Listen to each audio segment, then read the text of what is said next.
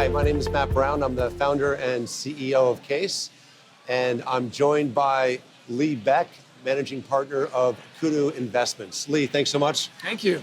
Quite an exciting couple days here at Milken. Amazing. Learning a lot and getting exposed to a lot. I know when I come here, after being so focused in one area of my day-to-day work, coming here and hearing all the ideas from so many great participants across the world and their takes from technology to healthcare to education, it just allows me to kind of take a bit of a holiday and think differently. What are some of the early observations that you've seen and takeaways from this great conference? Well, thanks again for the invite. Yeah. Great conference. Saying the global elite, as the press has framed it, is here is an understatement in my view, and feel fortunate to be here with so many of them. But some of the observations I've made, you look at Christine Lagarde to start off the conference yesterday talking about how productivity matters. It's the key element that she's trying to measure growth in the global markets. But there's this mysterious gap in terms of inflation. She can't understand why it's not there. The question of the Phillips curve, is it real, is it gone? That was an interesting sight, but her viewpoint at 40% of the world's debt, sovereign debt, is in distressed state, but has a majority of the population. But technology is weaving into all of these aspects of her conversation and some of the others. And the technology keeping inflation down, which is some of the discussion that took place with Christine, allowing interest rates to stay low, allowing costs of capital and price of goods to stay low. It's benefiting this concept of how do we broaden out participation across the global markets in terms of the population and prosperity, the theme of this conference. If we go from Christine Lagarde to Justin Bateman, one of my favorite actors. Yeah, of course. Talking about Ozarks, a show that if you haven't seen on Netflix, you have to. I've seen I'm current. I wish they'd come out with the next one. I'm not. Yeah. I need to catch up. Yeah. But I thought it was interesting, his perspective as an actor and a director, and the influence that Netflix is having. Again, this technology theme. We talked about technology maybe inhibiting inflation from Christine's perspective, but then Jason talking about how he now can put out a show like Ozarks, and the consumer can consume whenever they like, no pun intended, and in whatever medium they have. And it has some black spots to it or some dark spots to it where he would say, I don't know how many people are actually watching the show. Netflix can't give them that information. But they can tell him what medium it's on screen and what time of the day at evening, so he can acutely create the best environment for the show to operate in. It's appealing to the consumer, so the consumer is getting more demand. I think that's spot on, and I think that theme of being able to curate your experience and the fact that technology is allowing you to curate your experience more and more in everything. One of the big takeaways that I've seen or heard in the last couple of days. Had the pleasure of speaking with some great technologists, Sean Parker, Eric Schmidt, Mike Milken himself, of course, and we had a conversation around the role of predictive technology, the ability and the efficiency that predictive technology can actually bring to the community at large. And one thing they were very clear on saying is that no matter where we go with artificial intelligence, big data, predictive technology, the human being, the human element is still going to be critical in the process. The role may change and shift. Maybe it's more about analyzing the data, but always making sure that we're not thinking about it as a automating ourselves out of a role, automating ourselves out of a function. Well, it's interesting, especially in your role, and I'll contrast it to SoftBank yesterday spoke a little bit about these investments of the Vision Fund, $100 billion fund, 80 fund portfolios, companies in the portfolio now they've made investments on. But to your point, they talked about how the middleman is being pushed out. And these cost efficiencies are great for the businesses where they're connecting the consumer directly to the products. Right. And this democratization is occurring, and they find that's going to be an advantage for them at a corporate level. They're investing in disruptors. Now, when I was listening to that, I thought of your firm, democratizing alternative investments and how you're bringing the individual to a much needed aspect of the investment portfolio, alternative investments, private equity, hedge funds, and other. You're democratizing, you're actually creating shared prosperity in terms of the business model you're creating. And I think I'd love for you to elaborate on how that model that you're building relates to what SoftBank is trying to do globally in a very different context. Yeah. But what Netflix is doing, and what Christine's worried about with inflation and the consumer having control, what do you think about that? And how's it fit where you are? I appreciate that lead in. When we were early on thinking about what business model we wanted to adopt and what area we wanted to go, some of the stats that we were looking at for the wealth management industry, this is even before we decided to build an alternatives platform, was that wealth management, which is a $20+ trillion market in America, meaning money managed by a financial advisor, has an average allocation to alternatives below 10%, closer to 5%. And from what I understand, you're actually being kind. And I'm being kind. Then when you actually separate out wirehouse wealth management, the top big firms that control half the market, with independent wealth management, which is the boutique business, the thousands of firms, which coincidentally actually manage the same amount of money, but there's just thousands of them. The number is closer to 1% in the independent channel. Why do you think that is? Because if you look at any institutional allocators, from an OCIO to some of the largest pensions and endowments, their average exposure to alternative investments is 15, 20, 25%. It's actually much closer to 30 now, 35%. So why when is you it only include at real 1? estate? There's a lot of reasons for it, and that's actually the problem that we want to go out and try and solve, which is we identified that there's an under-allocation. We know that the clients, the high net worth individuals who are being advised by those financial advisors, needed access to all those tools to be able to properly have a fair shot at managing their portfolio, just like the big institutions.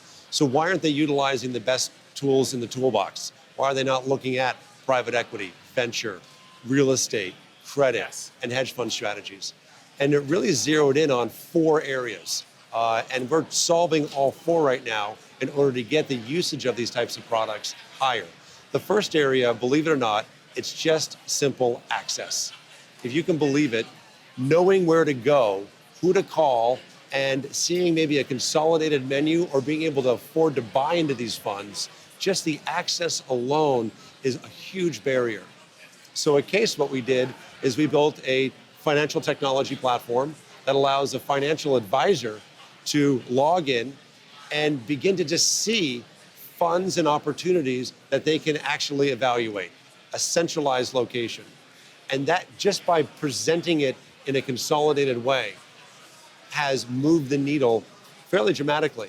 You read about big firms like Blackstone in the Wall Street Journal, and you read about other firms, but the financial advisor sitting in Texas or sitting in the Midwest or in California, wherever, who do you really call and how do you get that access? So we solved the access part, and technology, of course, playing a big role. But if I really had to zero in on what's going to move the needle here. Yeah, because technology can't be the only factor. It's a tool. It got tool. you here, but what really mattered? But I'll just talk about the barrier first, and I'll talk about the solution. If I look at the real barrier of why those allocation rates are so low, right now, financial advisors in the independent wealth channel don't have the resources for due diligence or the resources for education. Fair. And as a fiduciary, if you're trying to put money to work on behalf of your client, if you're trying to evaluate investments and you don't have the resources to be able to do due diligence on funds, or alternatively, learn about these products or trends or strategies, it's very hard to feel comfortable putting money to work. So with the incorporation of artificial intelligence on our platform and machine learning, we're actually revolutionizing education in the alternative space. In 2019, we are going to be rolling out the first artificial intelligence learning platform for independent wealth advisors in alternative investments. So you're the Netflix of the alternative investment space. You're democratizing, giving consumers choice, bringing it at a reasonable cost point, bringing investments that really never were available to them before, right to a simple menu.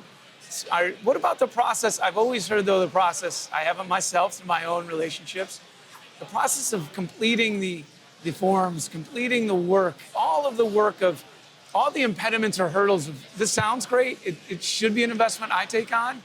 It's bringing me a level of prosperity, if you will, that I should have included in my portfolio. It's going to drive results, but it's cumbersome. How do you solve those problems? Yeah, it's oftentimes the first question people ask. They kind of skip over the. It's a pain point we all remember. Do I want the fund? Do I know how to evaluate it? But we quickly get to, well, even after I do all that work, how do I even buy it? And is that process a barrier in and of itself? How do I look at it? Statements. How do I know what's going on over time? We had to tackle that head on. And in many of the things that we did, we pioneered a lot of the plumbing and piping for alternative investments to live seamlessly in an ecosystem. When you go buy a mutual fund, do you worry about how to buy it? Do you worry about the fact that it's going to show up on your statement? No, of course not. But believe it or not, 30 years ago or 40 years ago, you would have had to. Mutual funds were actually bought with paper documents in the old days, just like where alternative investments are today. We are streamlining that process. We've made the entire end-to-end workflow from filling out the subscription form to executing the order to connecting the reporting to your centralized location, seamless and electronic. We've effectively digitized the process. Now, that's great, but then what's the next level? What's beyond that? Well, we're now... And give us a little bit more of even that vision of looking out 3 to 5 years, which everyone has been asked here, especially in the role of a CEO. Everyone wants to hear the vision of where this is going. So you've done a lot of work here. You democratized, you created that Netflix of alternative investments in terms of connectivity to clients. What happens from here, that list of vision? So I always start in the same place when I get asked this question, which is, what's the end game or what's the future vision? Has to. I deeply believe that it's all about the customer or the client. If you focus on the best for the customer or best for the end client and allow your business to drive in that direction, you'll always end up on the right side. Easy to understand. So what is in the best interest of the end investor or the fiduciary financial advisor that's tasked with the responsibility to be the guardian of your capital? It's to be able to have tools that are effective to protect your client's capital in a down market and prosper in good markets. So when I look out 3, 5, 10 years, yes, we will automate all this archaic workflow, for sure. We will bring better due diligence frameworks for safer investing, absolutely. We will have a smarter consumer through artificial intelligence and learning. But ultimately what we'll have is we will have advisors who are using alternative investments for the right reasons to protect and grow client wealth long term at a much higher percentage rate than 1%. If there was one thing from the conference that stuck out in your head related to all that we've been speaking about, this democratization, prosperity, the change in terms of investment considerations for clients, the focus on the end investor, the privileges we have in this technology era of innovation, anything stick out in your mind from all the other conversations and speakers you've heard that really made you pause a little bit or think differently? Yeah, so I think that there's a variety. I mean, I think the answer is just about every single person I've heard speak at this conference has given me pause to wonder about the future. Yes, my notebook just keeps scribbling. I just keep having more and more notes. I'm like, wow.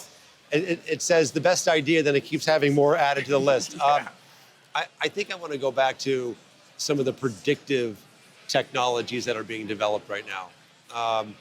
We have used technology and artificial intelligence to predict future events. But when you predict future events, what you're really doing is you are putting plans or have the ability to put plans in place in advance of an event. So you're oftentimes saving yourself a lot of heartache to be in the middle of a problem as opposed to preventing it. I'll give you an example. Wouldn't we all rather know that we could have cancer as opposed to finding out we have stage 4 cancer? Wouldn't you rather know that a famine in Africa is on the way due to measuring food supply as opposed to finding yourself in the midst of a famine? Wouldn't you rather have a early warning on hurricane before the flooding and devastation of New Orleans? So what's sticking out here, what kind of the future of at this conference, the predictive ability where technology plays a role in that, it's not only obviously great for its own right, but the savings and human savings is enormous. And so that has to be probably at the top of the list right now of the most exciting trends that I've seen today and yesterday. Yeah, well, as I said, it's an exciting place, it's an exciting time. There was a comment made by Actually, I think it was Rajiv Misra that talked about there was never a time he saw greater innovation taking place around the world. Shared innovation. Truly unique. Your company's doing the same thing. I find this conference talking about the theory of shared prosperity. How can we consider this broadly? If there was one thing you could do to give advice to share prosperity broadly across the corporate America or global landscape, what would it be? It's a big one. I'd almost put the question back at you and see if you could help me answer it too, because I have a lot of thoughts on that. You know what? I'm challenged by the balance here because we can talk about this technology, the innovation, shared prosperity, but many of the discussions you've heard also talk about, I would say, the reduction or the elimination of the middle person. And what does that do from a labor market? What do we do from a broad capital revenue structure around the world? I mean, how is it going to displace many of these roles that we talk about becoming inefficient and we can outsource them to technology? I'm challenged with the answer of how do we broaden prosperity effectively, efficiently, but also talk about all this innovation and technology. It's going to take away many of those roles that people had. Right. This balance is something I don't have an answer for. Yeah, so the human cost, I think, is where you're kind of potentially one area that you're zeroing in. We think a lot about the human cost of technology innovation. You think about, just take your marketplace platforms that are democratizing anything. Yes. Right? Talk about the fact that, we are transforming how people attend sporting events, for example. You're no longer going to walk in with a paper ticket. You're going to walk in with maybe an eye scan, and they're going to know who you are, and they're going to know your shirt size, and they're going to bring you that shirt. You can be able to follow your player on your phone that you've already programmed as your favorite player and watch playback on just that player. So that technology personalization, but at what cost is the big question. And that is the evolving question. I think we are possibly naively still kind of hanging on to the fact that there's not going to be a human cost to this, that we can reposition jobs. But the reality is, if you're repositioning, that just means you're temporarily doing something different and you're not going to be hiring that set anymore in the future. Fair point. So that is actually a reduction. But, you look at the history of society, you look at the history of the United States, every single time we are tasked with a next step up, we've been better for it. I'll close with this one statement, which I was really surprised. I heard it the other day from the VC panel, that today there's over 4.5 billion individuals with a smartphone. And with $100 by the end of today, we could create our own website. Imagine the world that we're living in today where you can reach, theoretically, 4.5 billion people after a $100 investment in a website immediately. Now, whether they search you out, find you, or other, that's a further discussion. But there's never been a time to actually democratize or position yourself as a firm than there is today. And with that said, it's been really interesting to watch you grow and the business model evolve over time. So continued luck and success. Yeah. Thanks, Leah. Thanks for the support. Absolutely. Yeah. Enjoyed Thank it. you. Thank you.